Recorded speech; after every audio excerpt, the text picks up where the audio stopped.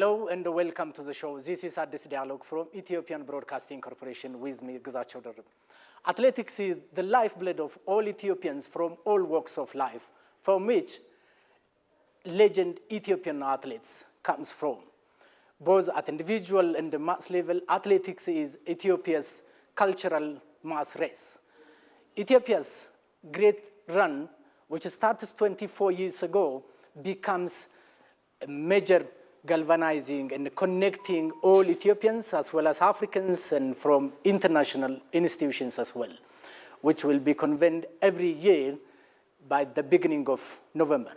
Regarding this, we have a guest who is going to give us an insight regarding what Great Ethiopian Run is all about, why it is so important, how it maintained its momentum, and also keeping all Ethiopians together, not only celebrating the race, but also fulfilling other social and cultural issues.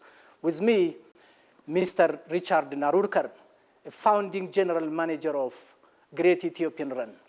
Mr. Richard, welcome back to your home indeed. Thank you, Gzacho. It's nice to be with you. Because of Lucy, this is your home, not only participating in this race, but also being an Ethiopian for me. Yes, and birthplace of humankind. We say that about Ethiopia for good reason. And so to be celebrating the 50th anniversary of the discovery of Lucy this year, it is very special in terms of what we're doing with the race. And every year when we come into November, not only me, the whole office and the event team, we're really excited. We're working very hard to make it a very special event. What is Great Ethiopian Run for you? Because you are founding manager of this event, which is very prestigious across Africa, the biggest road race. Yeah, so when we think about the race, we think about the size of the participant numbers, and that's where we started. We started 23 years ago, 2001, we had 10,000 participants. This year, we've taken 50,000 registrants.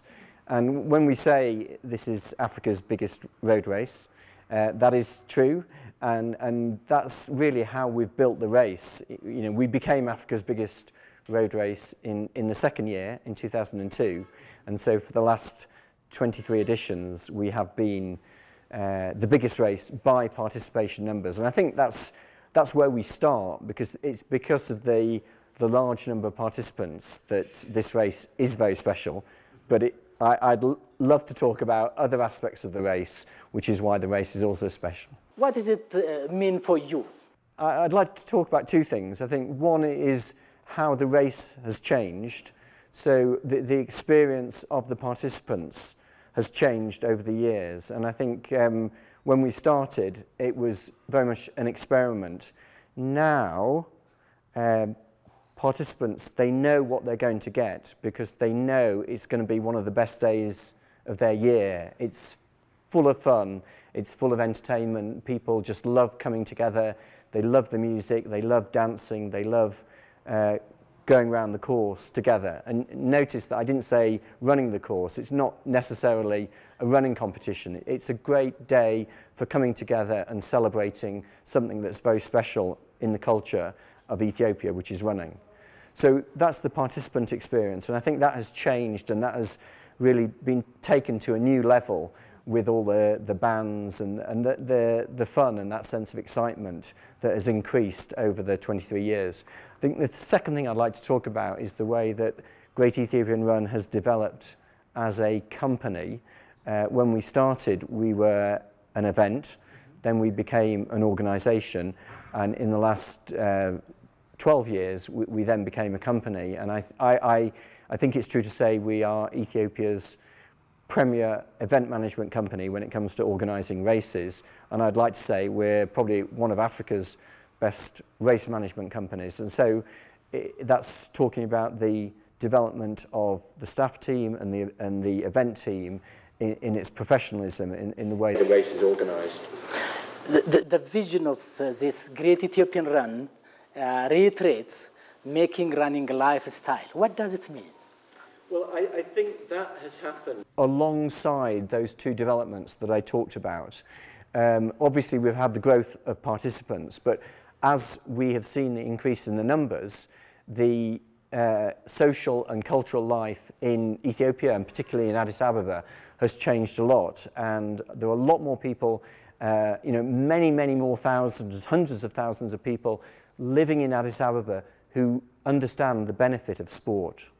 So one of the things that we have been promoting, not just participation in our 10K race, not just participation in the other races that we organise, like the women's run or the half marathon or the children's races, all of those are important. But as you said, making running part of your everyday routine, and that's our vision, that more and more people take up running, practice running, and it becomes part of their lifestyle. And we have tried to encourage that. We have a membership, and the point about being a Great Ethiopian Run member is that people are practicing on a weekly basis, and we organise training sessions for that, and we organise a whole series of races, encouraging people to use the races as a means to introducing running as part of their everyday routine. How did it maintain this momentum? Obviously, the focus of the company in the early years was in making the 10-kilometre race, the annual flagship race, making that a really special event that people wanted to take part in. Then, in terms of developing the momentum of the company, we wanted to organise other races, youth races, children's races, then regional races. So in doing that, then we as a company started to develop our momentum. I've also talked about the increased professionalism in the way we organise the races. So I think that professionalism has made the participation in our races even more enjoyable. I referred to the bands, but I could talk about the fundraising. That's also a big incentive for some people taking part. If you also talk about the momentum, then you have to think about why participants want to take part. And that's, as I say, because people just love being part of our races, whether it's the fun, the coming together, the music, the dancing. And of course, those are features not only of our 10-kilometre race, but you find them in our women's 5-kilometre race, you'll find them in the half marathon, you'll find them in the children's races, you'll find them in our regional races. So that's the way that we've developed, but our participants associate our races not just with, pushing yourself hard, but also with that level of enjoyment. Indeed, Ethiopia is the home and the origin of many legend Ethiopian athletes, among which legend Ethiopian long-distance runner Haile Gebrselassie is the case in point. Or if we go back to the early 20th century, Abebe Bikila we can mention, or the very recent Tegesta Sefa or other athletes. But what significance can it play? Well, the involvement and the participation of the elite athletes is very important for this race. It's important because of the publicity that they generate. If you're looking at this race from Los Angeles or New York or London or Rome, you're not so interested in the experience of the mass participants. You want to know who's going to win this race. You know it's a race in a country which is well known for distance running. You know that this country has produced Abebe Bikila, Mirit Haile Gebrselassie, Daratou Tulu. So you're wanting to look for the next generation of great champions.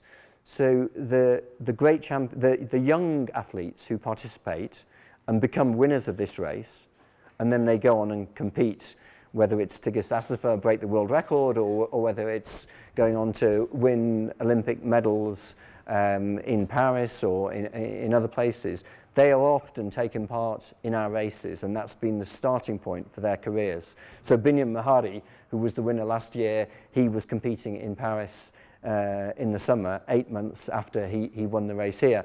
So it is very important, because what that does is that it brings together the reputation of Ethiopia as a land of great champion athletes with Ethiopia, the land of runners, mass participation running. And we have Africa's biggest road race with some of the great champions. You put it together and you've got our race. What significance can it have, especially for image building or in sport diplomacy in this regard? Yes, well, now we're just a few days away from the race, and of course we're wanting to generate a lot of excitement within the national media here in Ethiopia. That's not hard because the national media, they know about this race, but we also want to generate as much publicity as we can in other parts of the world. To do that, we can talk about the great champions or some of the young athletes who will be participating on Sunday. We can also talk about the international participants who come to Ethiopia, sometimes for the first time, to take part in this race. So this year we've got several hundred international participants from 20 different countries. So it's no wonder that the Ministry of Tourism, who are closely involved in this race, they are a very important partner in what we do, because, and I also ought to add Ethiopian Airlines, because they are helping us bring many hundred international participants, whether it's from the USA and Canada, Australia, New Zealand, Hong Kong, different European countries, different African countries. And we are very happy that Ethiopia then is experienced not only in the road race as a great running experience, but many of those participants will stay in the country. I know them personally because they speak to me. They tell me we're going to different parts of the country to visit projects, or maybe just as tourists to go and visit some of the well-known historical landmarks around the country. What sort of strategic mechanisms is supposed to be implemented to make it more participatory, inclusive, and also not only at African level, but also globally? The funny thing is that when you talk about a running race in Ethiopia, and you're talking to somebody in London or in Paris or in New York, their first reaction might be, oh, I don't want to take part in a race in Ethiopia with all those fast athletes. Because what comes to mind when you talk about running in Ethiopia is Haile Gebrselassie, Kenenisa Bekele, Turunish Debaba. I can't keep up with those people. So the mechanism that we use is that we say to those people, listen, this race is for everyone. It's a big running festival. You don't need to be a runner.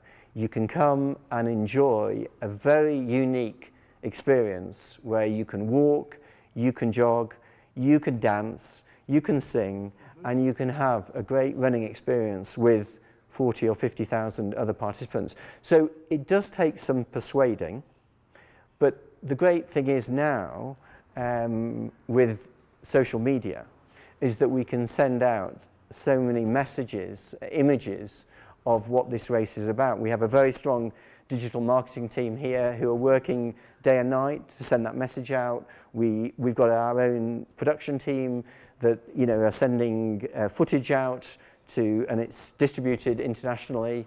And whether it's the Ministry of Tourism when they travel around the world, whether it's Ethiopian Airlines if they're showing films on their international flights, that's how over 23 years we've got that message out that this race is not just for the elite, it is for anyone, and you don't need to be a runner to participate in this race and have a very special experience. The Great Ethiopian Run is not only bringing Ethiopians and other participants from different walks of life, but also supporting those who are in need, especially in corporate social responsibility.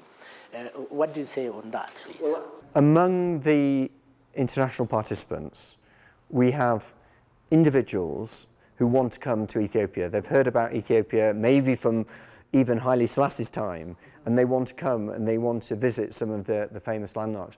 But a big group of the international participants, they come with groups, they come with development agencies. So I give you an example. Orbis is a development agency. Goal Ethiopia Development Agency. Girls Gotta Run is a development agency, and they are supporting projects in Bugoji, in Sodo, in Gambela, in Tigray, all over Ethiopia. And the reason they want to come is that they bring with them their supporters. They may be people who are raising money for the work that happens in Ethiopia.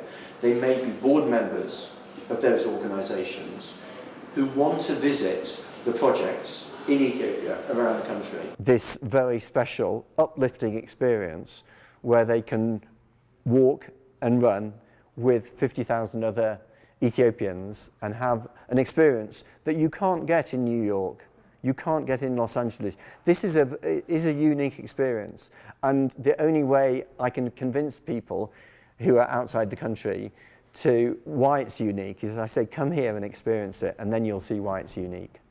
The Great Ethiopian Run is the brainchild of the Ethiopian legend athlete Haile Gebrselassie, and you are also the first manager who maintained and who also support with him on his side and brought this to this stage. What do you feel today when you saw all this success despite other ups or downs and challenges that you may face? What do you feel today? It hasn't been easy. The journey hasn't been easy. Let's start with Haile, because you started with Haile. If it wasn't for Haile, this race would not have started. If it wasn't for Haile, this race would not have continued. Over 23 years, we've faced a lot of challenges. It's not always easy, the work that we're doing, and it's because of Haile that the work has continued. Anyone who is Ethiopian, and I'm saying this, they will understand exactly what I'm saying, because of Haile is somebody who makes things happen. You know, Yichalal is associated with Haile for good reason. But as well as Haile, the work that we have done has been very much a team effort. So obviously that starts with the staff here. Dagi is the general manager, and she leads a very, very strong team. And if it wasn't for individuals like Dagi and Dagam Helena, that work would not have continued. So we have a very strong office team, we have a very strong event team, and I think anyone working here knows that the success is built on the strength of the staff. But I would also want to extend that to a lot of people who have supported us. We talk about our stakeholders, and of course those stakeholders, they start with the government, but then there are so many other, whether it's EBC, the media, and I could list so many people who've been, we call them partners.